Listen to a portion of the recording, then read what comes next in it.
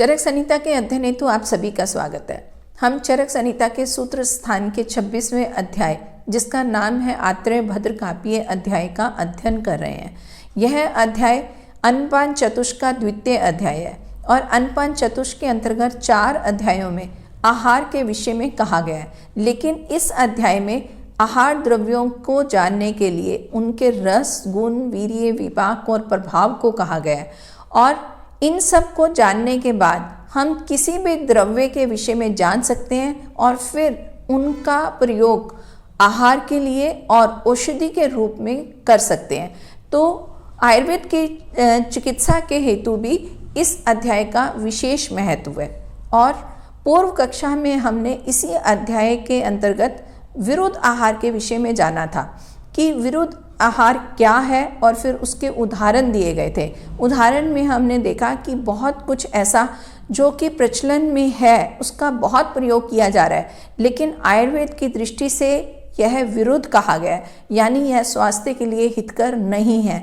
उदाहरणतः mango shake, banana shake या नारियल और दूध का कॉम्बिनेशन, ये इस तरह के उदाहरण साधारणतः प्रयोग किए जाते हैं, लेकिन ये धातुओं को हानि पहुंचाने वाले हैं, इसलिए इनका प्रयोग हानिकारक कहा गया, इसीलिए इनको विरुद्ध आहार कहा गया।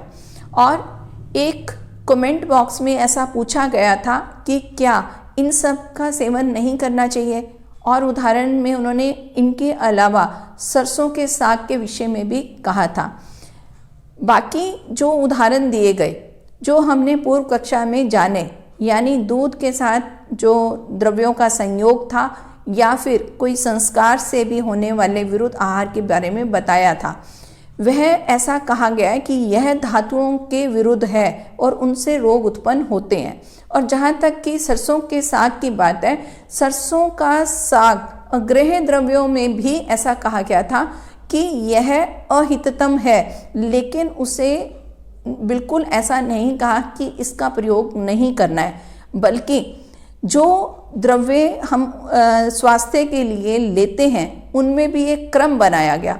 उस क्रम में जो सरसों का साग है वो नीचे की तरफ आता है, यानी वह बहुत ज़्यादा हितकारी नहीं है, लेकिन ये भी कुछ गुणों वाला है और इसका प्रयोग हम कर सकते हैं। तो यह उस दृष्टि से कहा गया है कि ये साधारणता अहिततम है, मतलब इसका प्रयोग बहुत ज़्यादा नहीं करना चाहिए। और ऐसे में उदाहरण हम समझ सकते हैं जो उड़द की दाल और मूंग की दाल का दिया जाता है। जहाँ पर भी ये अहिततम और हिततम द्रव्यों के विषय में कहा जाता है, वहाँ पर पहला उदाहरण उड़द दाल और मूंग दाल का दिया जाता है। उड़द की दाल अहिततम मानी गई है, जिस तरह से सरसों का साग कहा गया है, लेकिन मूंग की दाल को हिततम कहा गया है। तो मूंग की दाल हिततम क्यों कही गई? क्योंकि यह इजीली डाइजेस्टेबल है, लघु है, और जो उड़द की दाल है वो गुरु है और वो इजीली डाइजेस्टेबल नहीं है। तो उस दृष्टि से कहा गया। अब ऐसा इसका मतलब ये नहीं है कि हम उड़द की दाल का प्रयोग ही नहीं कर सकते। उड़द की दाल में भी बहुत से गुण हैं, लेकिन अधिक मात्रा में नहीं कर सकते। जहाँ तक मूंग दाल की बात है, उसका हम प्रयोग लगभग हर रोज भी कर सकते हैं, ऐसा शास्त्रों में लिखा है और हमने पूर्व अध्यायों में जाना भी था। तो उसी दृष्टि से ऐसा कहा कि सरसों का साग अहिततम है, उसका प्रयोग तो करना है, लेकिन उसका प्रयोग अधिक मात्रा में नहीं करना है। लेकिन जहाँ तक विरुद्ध आहार की बात आ रही है, तो उससे हमें एक बात तो बहुत ही क्लियर पता लग रही है कि दूध का सेवन बहुत से अन्य द्रव्यों के साथ विरुद्ध कहा गया है। और उस दृष्टि से हम देखें तो दूध का प्रयोग हमें अकेला ही करना चाहिए। वैसे भी इसे कंप्लीट डाइट कहा जाता है और आयुर्वेद की दृष्टि से इसे अमृत कहा जाता है। तो यह कंप्लीट डाइट है, इसमें सभी द्रव्य हैं, तो इसलिए भी इसका अन्य द्रव्यों के साथ संयोग ना किया जाए तो ज़्यादा हितकारी होगा, क्योंकि यहाँ पर हमने मधुर रस, लवण रस और अमल रस, इन तीनों का ही विरोध जान लिया है। तो अगर ऐसा है तो फिर इसका प्रयोग हमें अकेला करना ज़्यादा हितकारी होगा। और इसके अलावा हम ऐसा भी जान सकते हैं कि जब दूध का प्रयोग किया जाता है उस समय अन्य द्रव्यों का प्रयोग नहीं करना चाहिए। यह हम प्रकृति में भी देख सकते हैं। जब बच्चा बहुत छोटा होता है तो उसकी डाइट सिर्फ दूध होती है, उस समय वह सिर्फ दूध का सेवन करता है, अन्य चीज़ों का सेवन नहीं करता है। तो उस दृष्टि से भी हम ऐसा समझ सकते हैं कि उस समय वह दूध, उसका सभी जो न्यूट्रिशन के लिए उसको चीज़ें चाहिए वो सभी पूरी होती हैं। तो उस दृष्टि से हम ऐसा मान सकते हैं कि दूध का प्रयोग अन्य द्रव्यों के साथ अधिक हितकारी नहीं है। तो अगर हम ऐसा प्रयोग करेंगे तो यह हमारे लिए अधिक लाभदायक होगा। अब उसी विरुद्ध आहार के विषय को आगे बढ़ाते हुए कि ये सभी विरुद्ध द्रव्य क्यों विरुद्ध हैं, तो उनके कुछ यहाँ पर घटक बताए गए हैं, यानी वहाँ पर कुछ कारण बताए गए हैं, उनको हमें जानना है। तो यह विषय भी बहुत ही महत्वपूर्ण है। यह परीक्षा की दृष्टि से भी बहुत महत्वपूर्ण है। विरोधी आहार के बारे में जब भी प्रश्न किया जाता है तो उसके कारण को जाना जाता है और विशेषता ऐसा पूछा जाता है कि कितने घटक बताए गए हैं, यानी कितने कारण बताए गए हैं। तो इसका उत्तर आज हम जानते हैं। यहाँ विरोधिक आहार की पहले परिभाषा बताई गई है कि जो कोई आहार द्रव्य या औषधि द्रव्यों को अपने स्थान से उभार दे पर उसे शरीर से बाहर ना निकाले, वे सभी आहार द्रव्य अहितकर होते हैं। अब कहने का भाव ये हुआ कि जब भी हम आहार द्रव्यों को या औषधि द्रव्यों का सेवन करते हैं तो ये द्रव्य शरीर में दोषों को तो अपने स्थान से उभार देते हैं, मतलब दोषों को तो विचलित किया लेकिन उनको शरीर से बाहर नहीं निकाला। अब जब ये शरीर से बाहर नहीं निकलेंगे तो वहाँ वे रोगों को उत्पन्न करेंगे। तो इस दृष्टि से यहाँ पर विरुद्ध आहार कहा गया है। और विरुद्ध आहार के घटक बताए कि जो देश, काल, अग्नि, मात्रा, सातम्य, वायु आदि दोष और संस्कार, वीर्य, कोष्ठ, अवस्था, क्रम, परिहार, उपचार, पाक, संयोग विरुद्ध, हृदय विरुद्ध, संपद विरुद्ध और विधि विरुद्ध होते हैं, वे भी हितकर नहीं होते हैं। और ये सभी घटक संख्या में 18 है। यह ध्यान देने वाली बात है। अब जो ये 18 घटक कहे, अब उनको समझाने के लिए एक एक को कहा जा रहा है। सबसे पहले देश विरुद्ध कहा गया, यानी अर्थात जंगली देश, इसी को ही मरु प्रदेश भी कहते हैं। तो इसमें रुक्ष और तीक्ष्ण आदि द्रव्यों का सेवन करना और अनोपदेश में स्निग्ध और शीतल गुण युक्त औषधियों का सेवन देश के विरुद्ध बताया गया है। अब यहाँ 2 तरह के देश बताए गए, यानी भूमि के अनुसार पहला तो बताया जंगली और मरु प्रदेश। तो यहाँ पर वर्षा कम होती है और वातावरण में रुक्षता अधिक होती है, इसीलिए इस स्थान पर ऐसा कहा कि वहाँ पर रुक्ष और तीक्ष्ण आदि द्रव्यों का सेवन विरुद्ध होगा। और इसके विपरीत अनोपदेश, जहाँ पर वर्षा अधिक होती है, पानी अधिक है, वहाँ पर स्निग्ध और शीतल गुण युक्त औषधियों का सेवन। तो यहाँ पर जिस तरह का प्रदेश है उसी तरह के अगर द्रव्यों का अधिक प्रयोग किया जाएगा तो वे स्वास्थ्य के लिए अहितकारी हो जाएंगे, यानी वहाँ रोगों की उत्पत्ति अधिक होगी। तो यहाँ हम ऐसा भी जान सकते हैं कि मरु प्रदेश या जंगल प्रदेश में रुक्षता होने के कारण वायु की अधिकता है, और अगर हम रुक्ष और तीक्ष्ण द्रव्यों का प्रयोग करते हैं तो उससे भी वायु की वृद्धि होगी। तो उस दृष्टि से वहाँ वायु रोग उत्पन्न हो जाएंगे। और अनोपदेश में पानी की अधिकता है और वहाँ पर अगर हम स्निग्ध और शीतल द्रव्यों का प्रयोग करते हैं तो वहाँ पर कफ की अधिकता पहले से ही है, और अगर हमने ये ऐसा किया तो कफ की वृद्धि हो जाएगी और फिर कफज रोग उत्पन्न हो जाएंगे। तो इस दृष्टि से ऐसा कहा कि ये देश के विरुद्ध होगा। और इसके बाद अब काल विरुद्ध कहा जा रहा है, यानी जाड़े के दिनों में शीतल और रुक्ष आदि आहार और औषध द्रव्यों का सेवन करना, और गर्मी के दिनों में कटु और उष्ण आदि आहार एवं औषध द्रव्यों का सेवन करना काल के विरुद्ध है। तो काल मतलब समय, या हम इसको ऋतु भी जान सकते हैं। तो उसमें ऐसा कहा है कि अगर सर्दी के दिन है और वहाँ हम शीतल और रुक्ष द्रव्यों का सेवन कर रहे हैं तो उससे रोग उत्पन्न होंगे।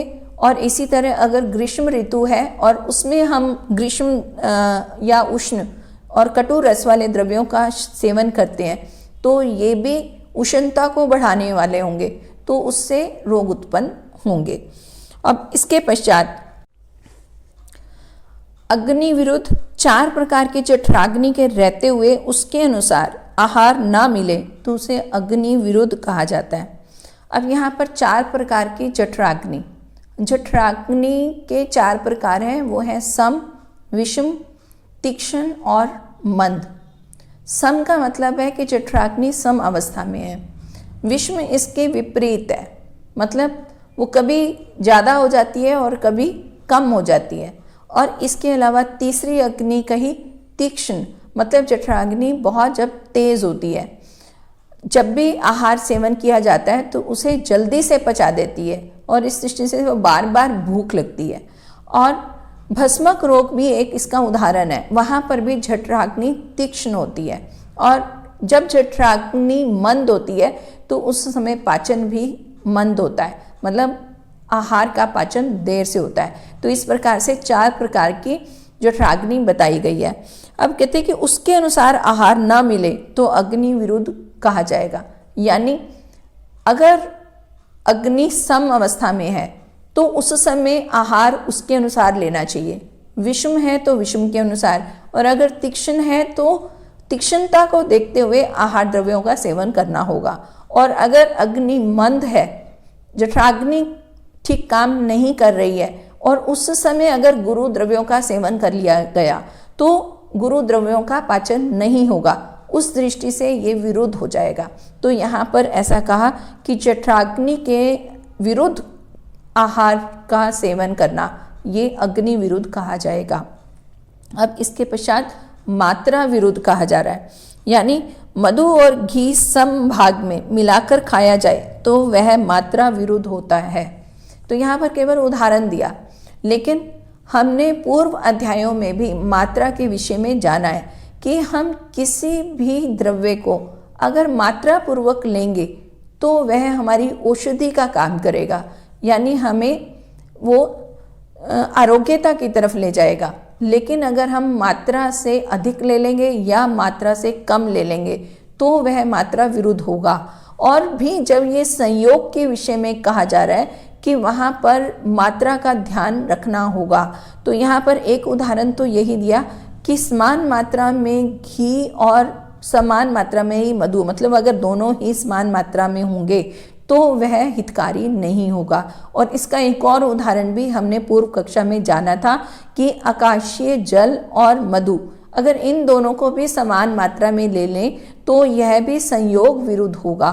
तो इस तरह से हमें ये जानना होगा कि किसी भी द्रव्य की मात्रा क्या है और संयोग में मात्रा क्या होनी चाहिए, तो उसको जानकर ही हम उनका प्रयोग करें। अब आगे सातम्य विरुद्ध कहा जा रहा है, मतलब जिस पुरुष को कटुरस और उष्ण वीर्य आहार और प्रकृति के अनुकूल हो गया है, ऐसे व्यक्ति के लिए मधुर रस और शीत वीर्य का आहार सातम्य विरुद्ध होगा। सातम्य का मतलब है कि अगर व्यक्ति किसी आहार के लिए यूज टू हो जाए, मतलब उसे उस आहार की आदत पड़ गई है, अब आदत के अनुसार वह उष्ण वीर्य और कटु रस वाले द्रव्यों का सेवन करता है। हालांकि ये दोनों ही स्वास्थ्य के लिए हितकारी नहीं है, लेकिन किसी व्यक्ति का शरीर इसको लगातार सेवन कर रहा है और वो उसका अभ्यासी हो चुका है, तो उसमें अगर इसके विपरीत यानी शीत वीर्य और मधुर रस का सेवन करवाया जाएगा तो वह उसके लिए विरुद्ध हो जाएगा। यानी शरीर की अब सातम्यता अलग रस की है लेकिन उसका प्रयोग अलग रस किया जा रहा है, तो यह एक तरह का विरुद्ध होगा। और इसके पश्चात अब दोष विरुद्ध कहा गया है। दोष विरुद्ध वात पित्त कफ इन तीनों दोषों के समान गुण वाले और अभ्यास विरुद्ध आहार औषध और कर्म का सर्वदा अभ्यास अर्थात सेवन करना वातादि दोषों के लिए विरुद्ध कहा जाता है। वातादि दोष 3 कहे गए, वात पित्त कफ।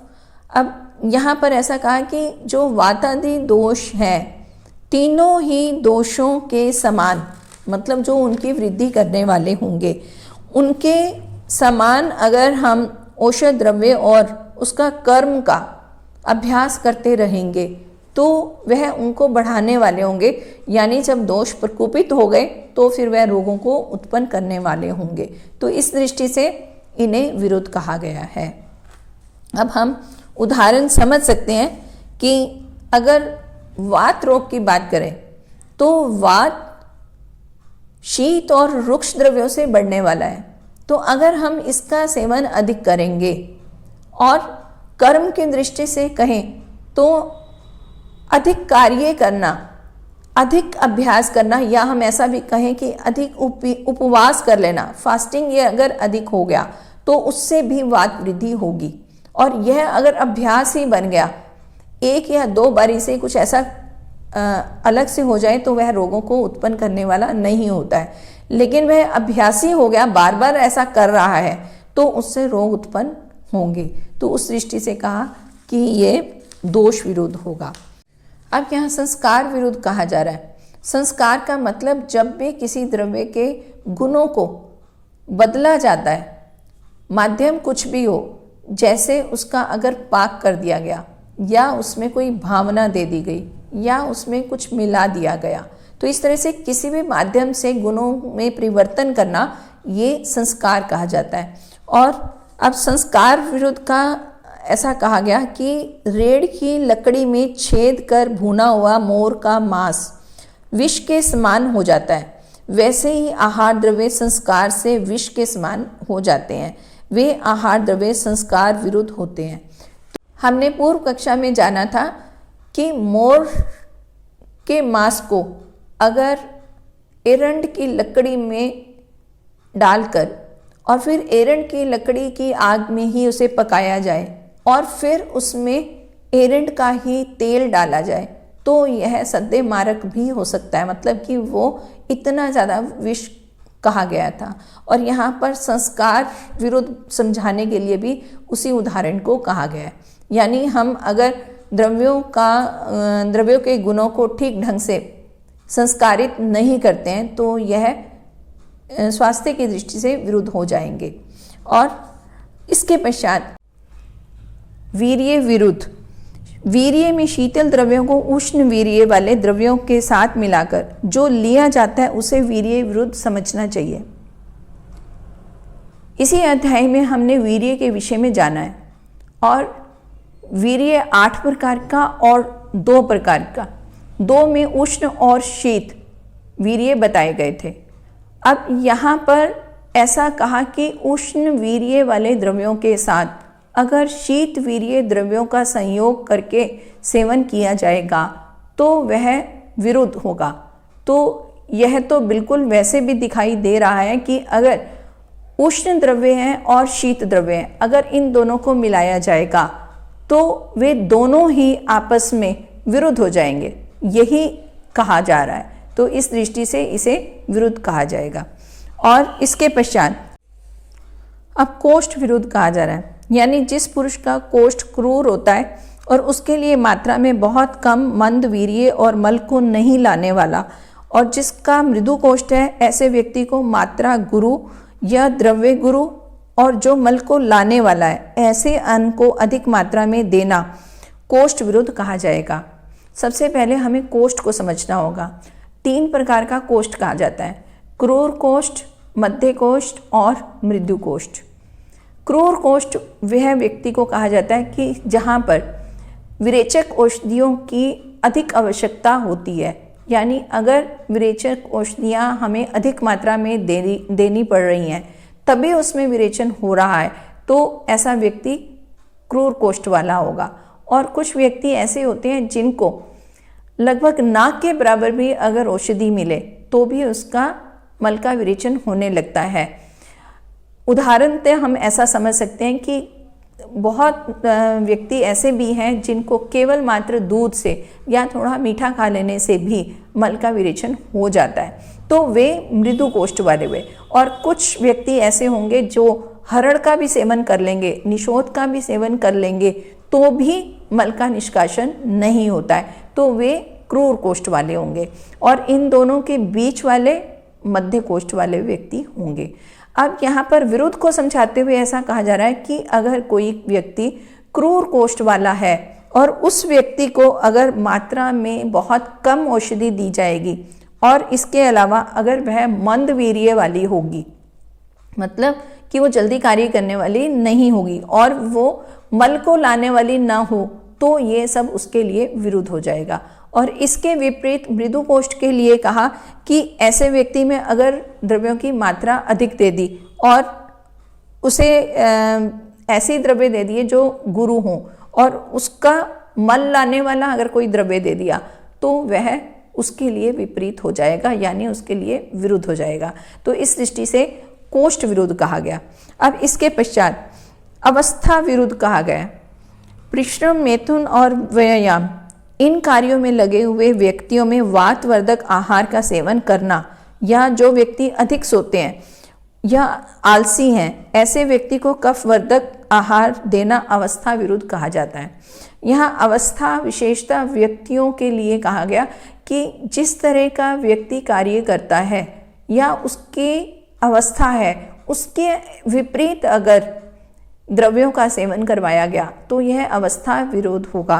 तो यहाँ पर जो परिश्रम, मैथुन और व्यायाम कहा गया, इस तरह के कार्यों में वायु की वृद्धि होती है, और अगर वायु की वृद्धि है और उस समय व्यक्ति को वातवर्धक आहार ही दिया गया तो यह अवस्था विरुद्ध होगा और फिर यह रोगों को उत्पन्न करेगा।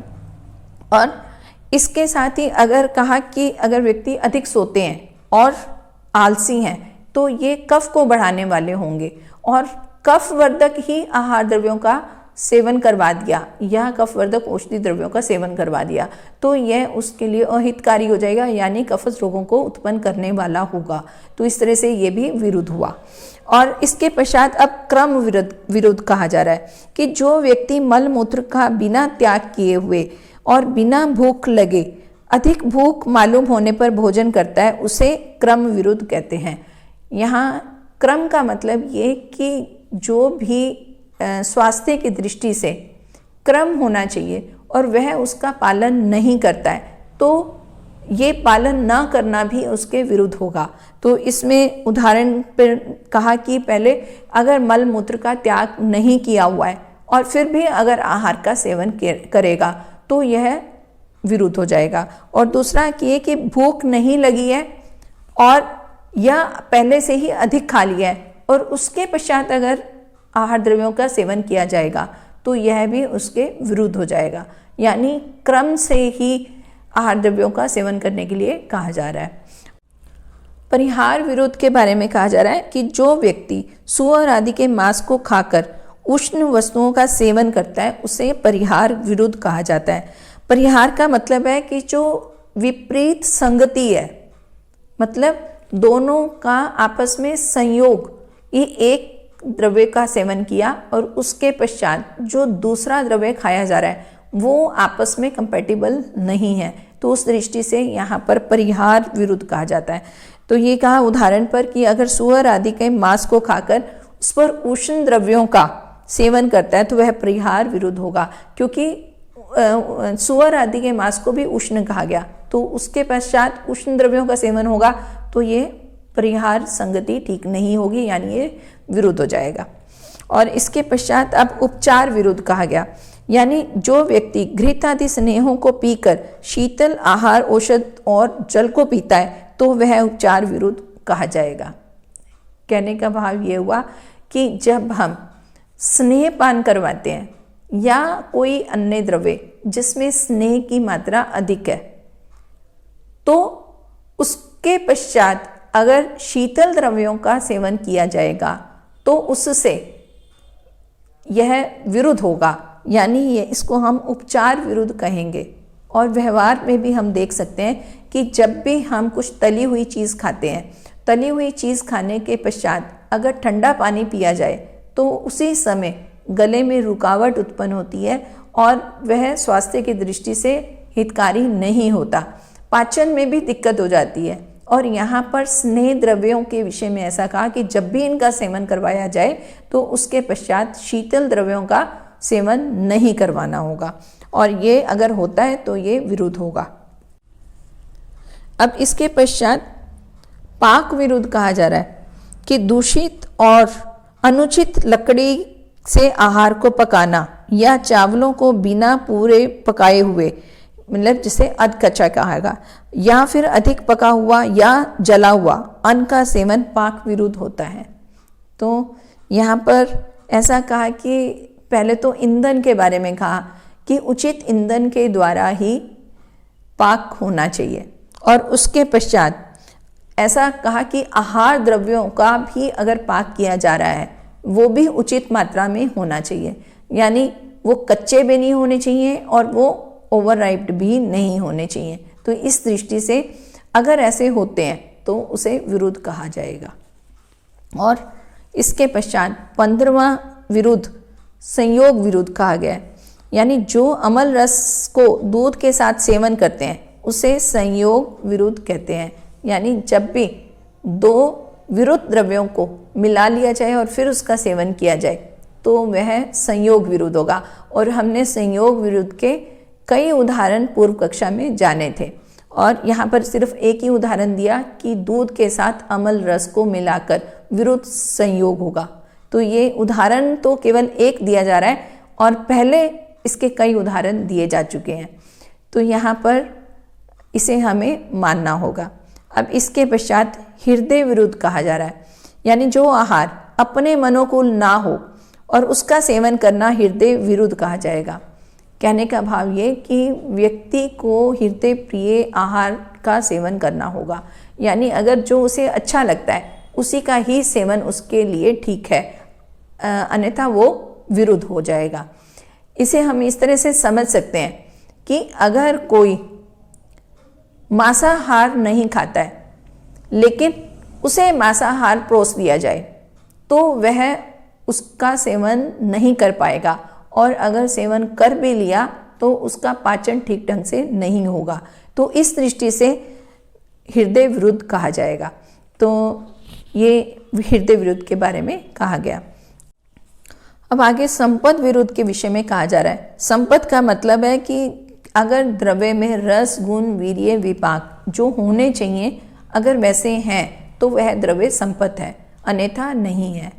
तो यहाँ इस विषय में कहा कि जिस आहार या औषधि द्रव्य में उचित रूप में रस उत्पन्न न हुए हों और या फिर वो अतिक्रांत हो, या जिसका रस प्रारंभिक अवस्था में विकृत हो गया हो, उसका सेवन करना संपद विरुद्ध माना जाएगा। ये हम किसी भी द्रव्य के विषय में जान सकते हैं कि अगर कोई फल ले, अगर वह फल अपने गुणों से भरपूर नहीं है तो वह हमारे आहार विरुद्ध होगा। जैसे कि अगर हम आम को लेते हैं, अगर आम कच्ची अवस्था में है तो उसका रस अलग है, और उस समय भी अगर वह किसी तरह से विकृत हो गया तो उसका रस अलग हो जाएगा, और पकने के पश्चात रस अलग है, गुण अलग है, उसका वीर्य अलग है। लेकिन वो अगर ठीक अवस्था में है तो, और या अगर वहाँ पे विकृत हो गया है तो वह अलग हो जाएगा। तो इस अवस्था में ऐसा कहा कि अगर वह आहार या औषधि द्रव्य में उचित रूप से वे सब ना हो, मतलब रस, गुण, वीर्य, विपाक, प्रभाव ये अगर ठीक ढंग से नहीं है तो यह आहार सेवन के विरुद्ध होगा। यानी जो भी द्रव्य का सेवन करना है वो जिन गुणों वाला है उसमें वो गुण विद्यमान होने चाहिए, वो किसी में विकृति नहीं होनी चाहिए। तो इस तरह संपद विरुद्ध कहा गया। अब 18वां जो घटक कहा गया है वो है विधि विरुद्ध। अब यहाँ विधि विरुद्ध कहा जा रहा है, यानी एकांत में जो भोजन नहीं किया जाता उसे विधि विरुद्ध कहा जाता है। इस प्रकार इन 18 प्रकार के नियमों के अनुसार खाया गया अन्न विरुद्ध कहा जाता है, और इसका सेवन शरीर के लिए अहितकर होता है। तो पहले विधि विरुद्ध बताते हुए ऐसा कहा है कि जब भी किसी आहार या औषध द्रव्य का सेवन करना होगा। तो उसके लिए जो विधि बताई गई है उस विधि के अनुसार ही अगर उसको न सेवन किया गया तो वह भी विरुद्ध हो जाएगा, यानी वह भी हितकारी नहीं होगा।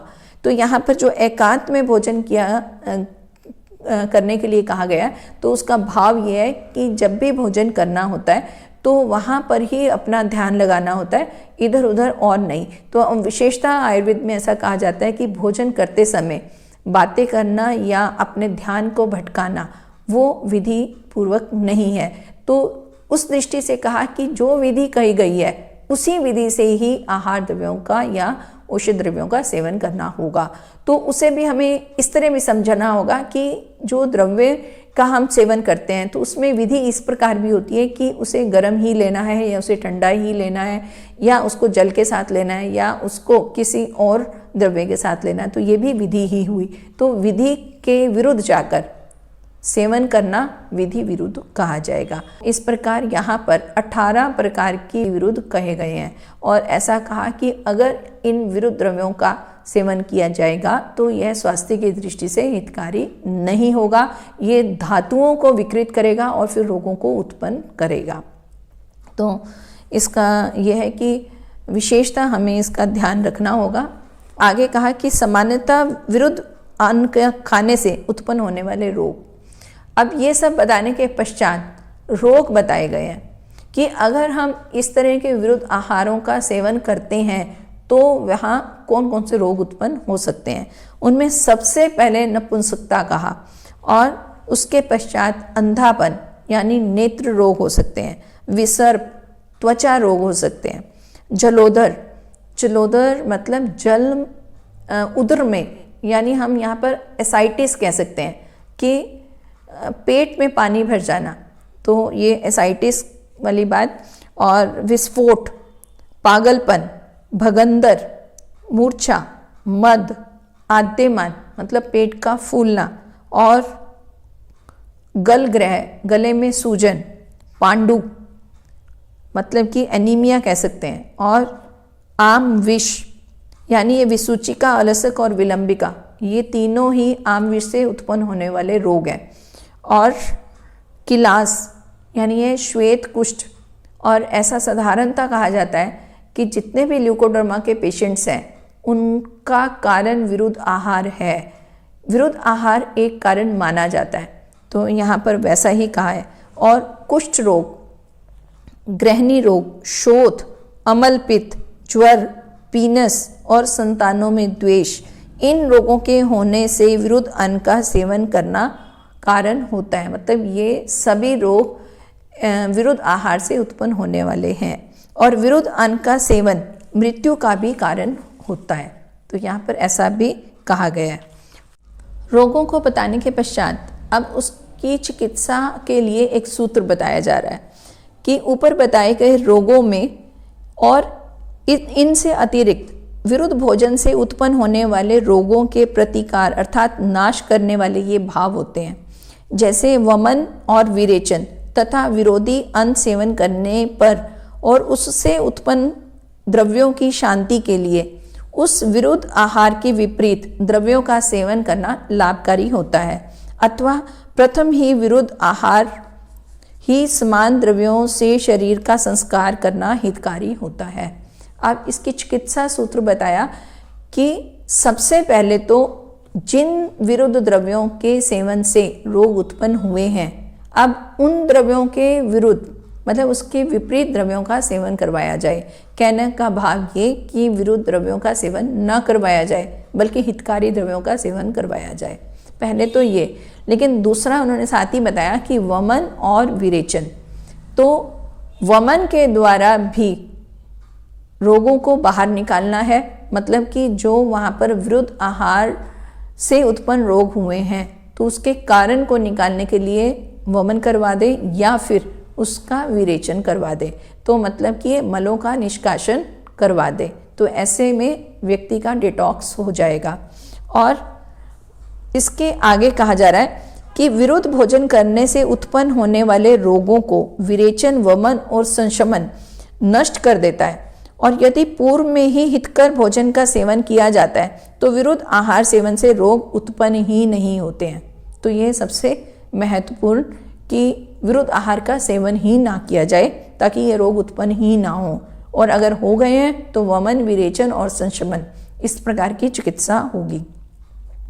और विरुद्ध अन्न लगातार सेवन करने से वह प्रकृति के अनुकूल हो गया हो, यानी सातम्य हो गया हो या ओक्सातम्य हो गया हो, तो उसकी मात्रा अल्प हो, पुरुष की अग्नि तेज हो और वह जवान हो, सदा घी खाता हो, कसरत करता हो और बलिष्ठ हो, तो ऐसे पुरुषों द्वारा खाया हुआ विरुद्ध अन्न व्यर्थ हो जाता है। यानी अगर व्यक्ति की रोगनाशक क्षमता अच्छी है तो वहाँ तो ये विरुद्ध अन्न भी रोग उत्पन्न नहीं कर पाएगा, ऐसा यहाँ पर कहा गया। लेकिन ऐसा कम होता है, तो बेहतर यही होगा कि विरुद्ध अन्न का सेवन न किया जाए, तो यहाँ पर ऐसा कहा है। और इसी के साथ ये अध्याय 26 यहाँ समाप्त हो रहा है। तो चिकित्सा की दृष्टि से हमने जाना कि ये कितना महत्वपूर्ण है, और इसमें जो हमने विरुद्ध आहार के विषय में जाना है तो उसे तो ज़रूर जानकर विरुद्ध आहार का हमेशा ही त्याग करना चाहिए। अब हम आने वाली कक्षा में अध्याय 27 आरंभ करेंगे, और अब बारी है प्रश्न उत्तर की। पूर्व कक्षा में पूछा गया प्रश्न था कि वृद्ध पंचमूल कषाय और तिक्त रस के होते हुए भी वात का शमन करता है और वह कैसे करता है। तो इसका उत्तर है कि वृद्ध पंचमूल वात का शमन उष्ण वीर्य के कारण करता है। तो यहाँ पर उष्ण वीर्य कार्य करने वाला है, इसलिए वात का शमन होता है। अब प्रश्न आज के लिए कि मधु का रस मधुर है लेकिन फिर भी यह कफ का शामक है, तो ऐसा क्यों होता है। और आशा है कि आप इस प्रश्न का उत्तर जानते हैं और कमेंट बॉक्स में अवश्य लिखेंगे। और इसी के साथ आप सभी को सादर नमस्ते।